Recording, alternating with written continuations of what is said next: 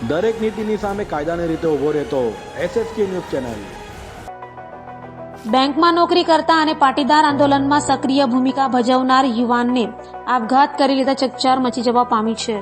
સુરતના સરથાણા વિસ્તારમાં રહેતા અને પાટીદાર આંદોલનમાં સક્રિય ભૂમિકા ભજવનાર તથા બેંકમાં નોકરી કરતા 30 વર્ષીય અતુલ ભાલાલાએ પોતાના ઘરે જ ઝેરી દવા પી આપઘાત કરી લીધો હતો। અતુલ ભાલાલાએ સેલ્ફોસ દવાની 3 ગોળીઓ ખાઈ આપઘાત કરી લીધો હતો। જો કે કયા કારણોસર આપઘાત કર્યું તે જાણી શકાયું નથી। હાલ તો પોલીસે અકસ્માત મોતનો ગુનો નોંધી તપાસ હાથ ધરી છે।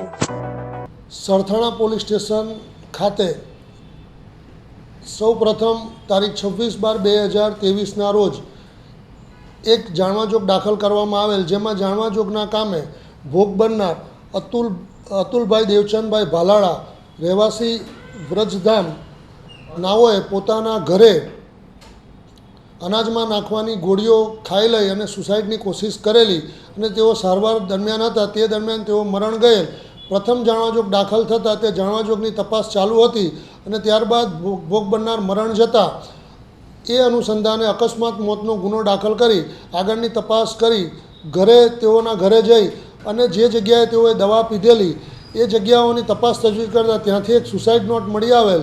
સુસાઇડ નોટમાં આ કામે મરણ જનાર અતુલભાઈ નાઓને અલગ અલગ 3 વ્યક્તિઓ નામે રોનક હિરપરા ઉર્ફે પરી, રજની ગોયાણી તથા જિગ્નેશ જયાણી, જેઓ પોતે તેની પાસે પૈસાની ઉઘરાણી બાબતે તેઓને ટોર્ચર કરતા હોય અને માનસિક ત્રાસ આપતા હોય તેનું લાગી આવતા મરણ જનાર અતુલભાઈ નાઓએ પોતે સુસાઇડ કરેલાનું સુસાઇડ નોટમાં જણાવેલ, જે પોલીસે તપાસના કામે કબજે કરેલ।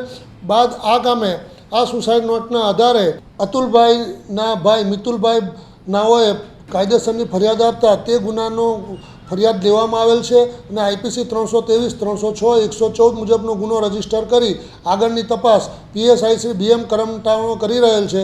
આ કામે કબજે કરવામાં આવેલ સુસાઇડ નોટ FSLમાં મોકલવામાં આવશે અને તેના આધારે પણ પુરાવા મેળવવામાં આવશે।